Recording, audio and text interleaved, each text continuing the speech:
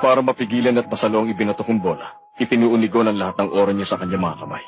Kahanga-hanga ang lakas ng kanyang isip at hindi ng konsentrasyon sa paghuli ng bola. Sa eksaktong sandali ng pagtama sa kanila, binalutan agad ni Hisoka ng bungee gum ang bola upang hindi mabitawan ni Gon. Kung wala siyang kakayahang mapakawalan sa tamang oras at mapanatili ng matagal ang ganong kapangyarihan, maaaring lumipad na sa ibang lugar ang bola.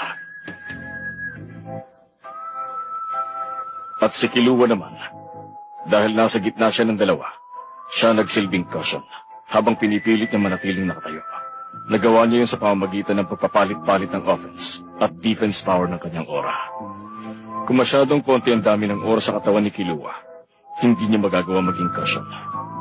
Maaaring naging napakalaki ng pinsala sa kanilang tatlo nung sandaling tumama sa kanilang bola. Sa isang banda, kung kaunti naman ang orang inilagay niya sa kanyang mga paa, hindi magiging matatag ang pagkakatayo nila. Kung nangyari yun, siguradong tumalsik na silang tatlo palabas sa outfield. Para ma-allocate ang tamang ratio ng offense at defense power sa katawan at mga paa, kailangang halos eksakto ang pagpapalit-palit. 1% lamang dapat ang margin of error. Ang pagpapalit-palit ng offense at defense power ay isang basic at crucial factor sa labanan ng kapangyarihan ng Nen. Tanging ang kakayahang yun lamang ang nangangailangan ng malawak na karanasan at talas ng pag-iisip para may sagawa. Ang pagiging henyo ni Killua nagtungo sa kakulangan niya sa karanasan, kaya niya nagawa ang ganong kahirap na kakayahan. Pambihira ang taglay na kakayahan. Nahigit Yun, tayo naman ang atake, Gon. Oo nga, waka mo yung bola. Huwag ka magalala, ako nang bahala dyan. Maaari kong ulit-ulitin ang pag-atake ng ganon hanggang sa mapagod sila.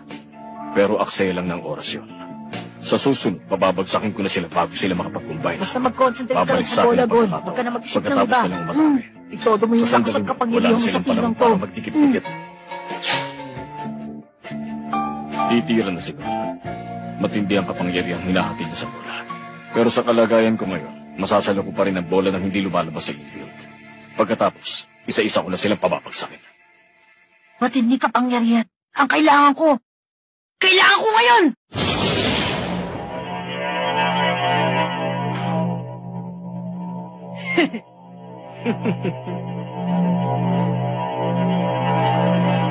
Hindi pa pala todo yung ipinakita niyang lakas sa amin kanina. Ha? Kahanga-hanga pa to. May salingaw. Jin, maging masaya ka.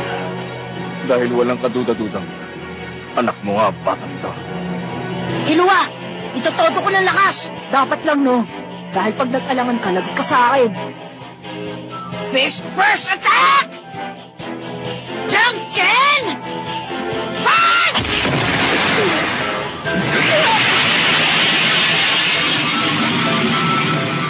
Hindi ko inaasahan may ganyan pa siya kapangyarihan. Ganun pa ba? Kaya ko pa rin sa loob. Pero pag sinalo, matutulak ako sa labas ng port dahil sa kapangyarihan taglay ng bola. Hindi ko na kayang ilagan ng bola. Wala nang ibang paraan. Kailangan ko itong tanggapin. Eto na! Sige, style na naman. Sinabi siya mapapawi yung hinihisok ang bola! Hindi mangyayari yun. Titiyakin kung iba magiging direksyon ng bola.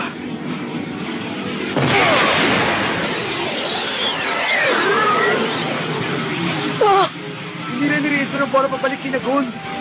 Gon! Ilagan mo! Kaya niyo pa manalo pag umilag ka! Hindi.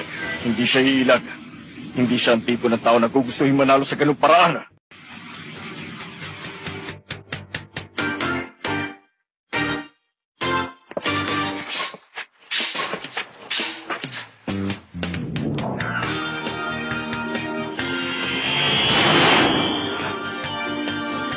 Hinimatay siya. Dahil sa tindi ng kanyang oras, totoong ang ibinusi ang buo niyang lakas at kapangyarihan sa tirang yun. Dapat mong ipagmalaki ang bagay na yun. Kahit sa ganong paraan, nanalo ka na, Gon! Hindi pwede yun. Ha? Hindi! Huwag ka na sumugal pa! Huwag siya matalo ng tuluyan. Yun ang sabi mo. Hindi ba, Gon?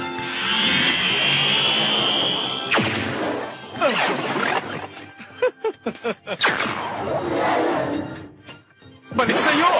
Ginawa niya, Tirador! Pinatay niya uli ang bola kay Razor!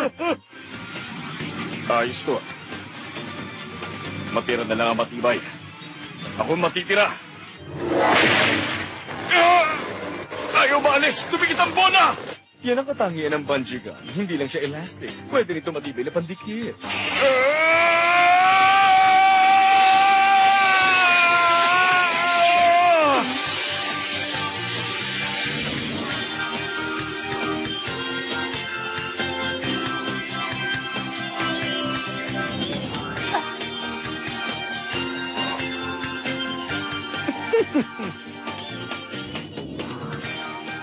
Nasa outfield na player na si Razor.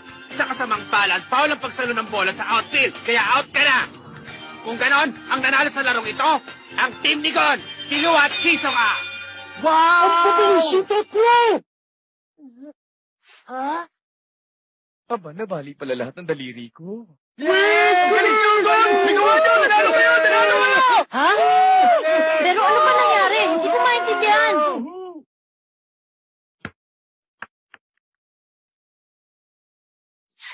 Natalo mo ako ng tuluyan. Ah, ganun pala. Si Hisoka ang tumapos sa laban natin. Akalain mo yun. Naging utang natin kay Hisoka pagkapanalo natin lahat sa labang ito.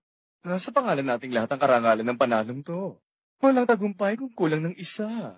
Uy, Hisoka, parang hindi ko nagsalita. Kayo ang nanalo. Gaya ng ipinangako namin na alis kami sa bayang ito. Ah? Oo nga pala. Nakalimutan ko na yung tungkol doon. Pero bago kami umalis, sasagutin ko yung mga tanong mo tungkol kay Jin. Jin?